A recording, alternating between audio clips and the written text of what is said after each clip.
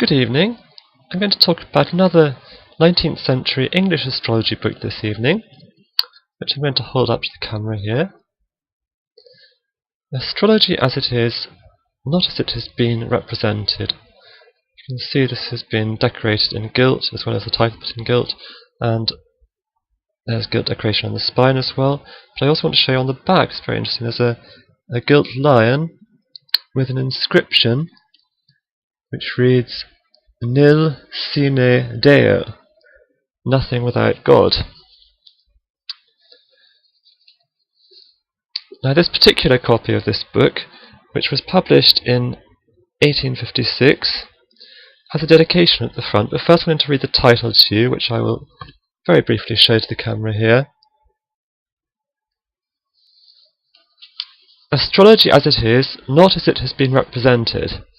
A compendium with concise rules and instructions by which any person may cast his nativity and so ascertain whether astrology is or is not entitled to a fair consideration, with a prefatory address and introduction, also a view of the history of astrology, showing the evidences of its recognition as a science from primeval ages up to the present time, by a cavalry officer. Causa latet vis est notissima. London, H. Beyer, 219 Regent Street, and 290 Broadway, New York, 1856. You can't see in this light, but there is actually an inscription here, written in handwriting by the author, and I've transcribed it onto my screen so I can read it out. It reads, "To Thomas Sparks, with the author's compliments and thanks for the many hints and valuable instructions he has learned from Raphael." Now, Kim Farnell points out in her essay, The Seven Faces of Raphael, that Thomas Sparks was the reigning Raphael from 1852 to 1872, editing the annual almanac, the prophetic messenger during those years. So since this book came out in 1856, this was during the time that Sparks was Raphael, and one can presume that the author of this book, a cavalry officer, was personally acquainted with Sparks, and that is how this copy came to be given to him in thanks for what he had learned. But what do we know about a cavalry officer? Well, this has been quite a puzzle because there are some very confusing library records online, particularly that of Harvard College in the United States. They have given the author of this book as none other than Zadkiel, Richard Morrison. However, I've uncovered quite enough evidence to disprove this, and in fact the only evidence that Harvard gives for the authorship of the book being by Zadkiel is that on their copy somebody has written in handwriting below the name of the book Zadkiel. But this isn't really good enough. It doesn't prove anything. It just suggests that somebody thought it was written by Zadkiel or had something to do with Zadkiel, but this is not the case. The book itself makes quite clear, because if you turn to page 134, the author gives his own natus, his own birth chart, and his details are born on February the 28th, 1828, at a latitude of 51 degrees 31 minutes north. On the following page then gives the natus of Zadkiel, and that is June the 15th, 1795, and latitude 51 degrees 38 minutes north. So the author of this book was a much younger man than Zadkiel. In 1856 he was only 28 years of age.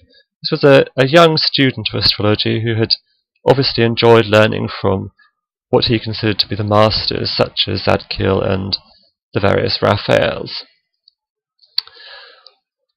At the very end of the book, we also find on page 249 a note from the publisher: all letters or communications to be addressed to J.A.H., care of Mr. H. Ballier, 219 Regent Street.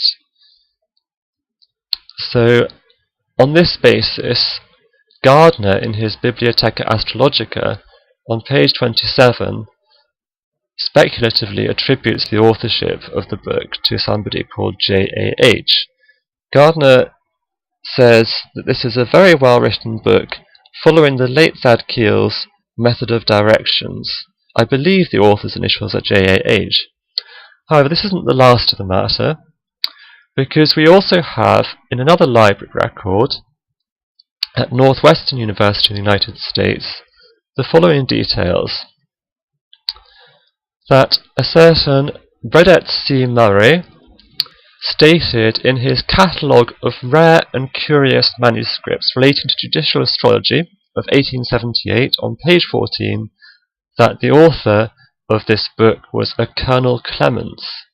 Now, how do we get Colonel Clements from JAH? The only possible way we can get that is if JAH were the initials of his first given names and Clements was his surname. So we might have a Colonel J.A.H. Clements, who was the author of this book.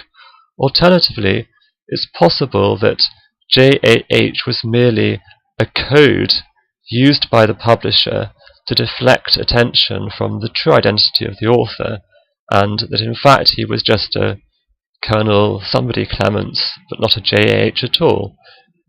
I suspect that Bredett C. Murray has researched this properly, and in 1878, this was only 22 years after the publication of this book, he would have had the contacts necessary in his research to discover who the author was, and we can reasonably suppose that the author was quite likely still to be alive because he was only born in 1828, and in 1878 he would have turned 50, so it's quite possible that Murray was able to make direct contact with Clements and verify his authorship of the book.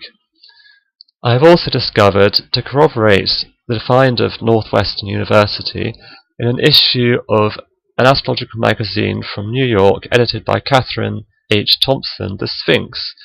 In the December 1899 issue, Murray himself writes an article in which he mentions in passing that Colonel Clements was the author of Astrology as It Is, essentially repeating his earlier statement in the Catalogue of Rare and Curious Manuscripts relating to Judicial Astrology that he had published 21 years previously in 1878.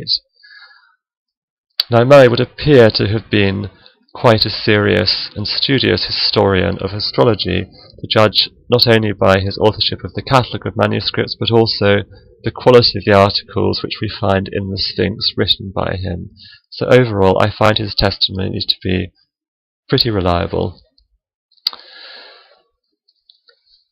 The final thing I would like to say is that because the author was a cavalry officer, it's possible that whoever had written Zadkiel at the front of the copy that Harvard was using had mistakenly presumed that because Zadkiel was a naval commander, the use of the expression a cavalry officer was merely a disguise for his true role in the military, but in fact, because Zadkiel was a naval officer and a proud one, I don't think that this is at all credible.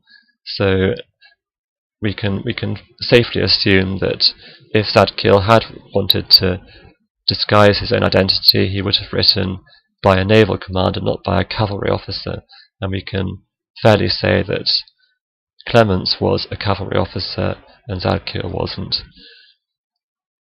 In terms of the content of this book, it basically follows a fairly standard format for an elementary work in the 19th century. We start with quite a long prefatory address, of which I'm going to read a little bit in a moment, and then we have chapters on the rudiments of astrology, lengthy sections on primary directions, and then chapters on how to judge the strength of the constitution, length of life, the mental qualities, fortune of wealth, marriage, travel, and some other general things on the effects of the 12 houses. And there's also an example, royal nativity, delineated at the end. In this case it's HRH Prince Leopold. But to get an idea for the writing of Clements, I'm going to read just some extracts from the preface. And starting on page 10, he says, "We are no conjurers, nor will you find anything here approaching to sorcery. The astrologer of the present day does not burn midnight oil in musty apartments surrounded by cobwebbed rubbish and pendant crocodiles. His apartments are perfectly en règle, and his habits equally irreproachable. But perhaps, reader, you may be inclined to ridicule the notion of celestial influence as altogether absurd, and have come so far merely for the sake of laughing at us. Pray go on, only do but listen while you laugh. Many have begun by ridicule and ended in belief. The Reverend Dr. Butler sat down to expose the ridiculous absurdities of astrology, but as in order more effectually to show up the absurdities of this science, it was expedient to read a little on the subject. He proceeded to do so, and thus not only became a convert, but wrote an apology for astrology, even as Bishop Watson wrote an apology for the Christian religion. The first and greatest difficulty which besets us in introducing such a book as this to the public is incredulity. Among general readers, incredibility is so serious a stumbling block in the way of enlightenment that we will endeavour either to remove the obstacle or find a point of view from which its significance may be materially lessened. With this intent, we propose showing by one or two circumstances how evidently true it is that in the operations of the laws of the Almighty we are constantly moving in the midst of facts as incomprehensible and as out of the way of our ordinary ideas and lifelong experiences as it is possible for any human being to conceive." And I'm going to jump a bit here and go to page 16 of the preface.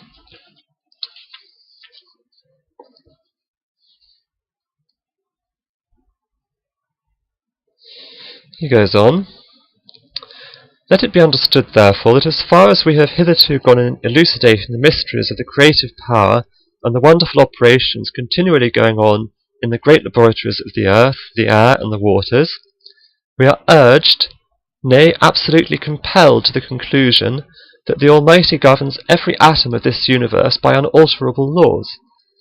And if the ordinations of Providence, as carried out by these fixed laws all through the vast fields of creation, are more strikingly apparent to those who have most deeply investigated the mysteries of universal nature, is it unreasonable to suppose that the principal events in the course of man's existence are equally subject to the regulations of the same constant and almighty law as the action of the tides, the variation of the weather, the periodical occurrence of hurricanes, or the occasional visitations of an epidemic? The most forcible argument in favour of a belief in planetary influence is that it furnishes an explanation of what cannot be accounted for in any other way. It appears to elucidate some of the most extraordinary proceedings of nature with respect to the mental and physical constitutions of different members of the same family.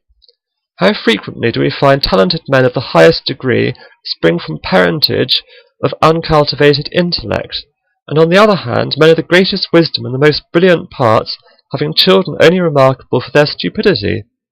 Observe the different dispositions in a family, and the various inclinations, some sparkling and others dull, some generous and others miserly, one gifted with overwhelming volubility and another scarcely capable of expressing an idea, one an Oliver and the other a Richard Cromwell.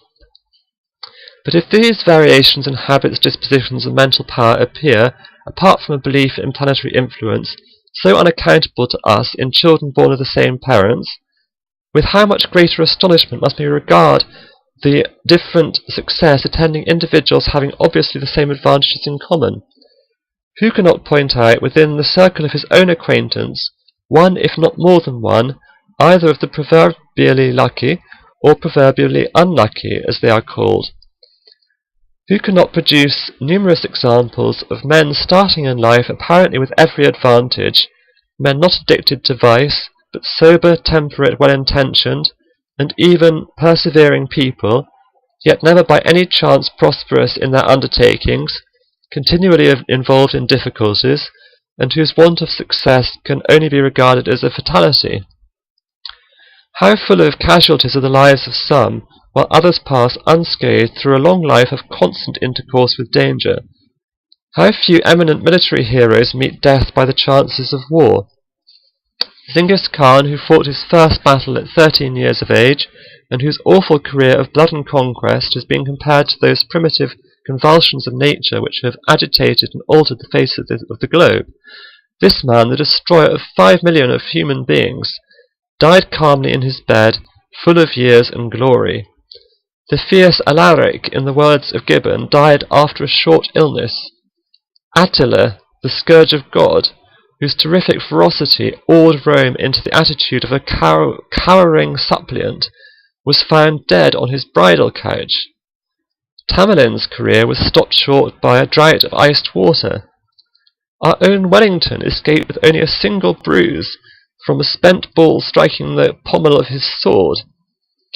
Clive snapped a pistol twice at his own head, but the weapon did not explode, although properly loaded. He lived to found the British Empire in India, and after a brilliant career eventually put an end to his existence at an advanced period of life. In such cases as these, it seems, we all agree together so far as a superficial view of each circumstance extends. We are all willing to see clearly the hand of Providence there apparent, but we seldom go beyond this point. We seem to forget that one of the greatest attributes of the Almighty is prescience, and therefore that the providential care obvious in these circumstances is a part of the law preordained for the government of the human race, and of which law the astrologer tells you that the planets hold the direction. So that's Colonel Clements's attempt to illustrate to novices, who are the target audience of this particular book, newcomers to astrology, why he believes in it and why it makes sense to give it some consideration if you are thus far uninitiated and a non-believer. At the very end of the book, he writes, "In conclusion, I would advise those who may wish to penetrate further into the secrets of this ancient science to obtain the Tetrabiblos of Ptolemy, translated by Ashmond, the Primum Mobile of Placidus Thetis, translated by Cooper, the Defectio Geniturarum and the Opus Reformatum of Partridge, the Astrological Dictionary of Wilson, and though last not least, the astrological works of Raphael and Zadkiel.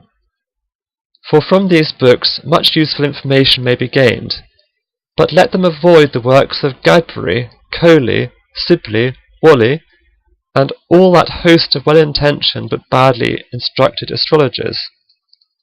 Now in this final point he makes, he's placing himself firmly in the camp of Partridge and those who have come after Partridge, such as Worsdale, who hold this view that astrology as practiced by Ptolemy and somewhat refined by Placidus is the most correct form of astrology, and all the medieval innovations, or what were perceived at this time as having been innovations in the Middle Ages by the Arabic astrologers and so on, are generally to be distrusted.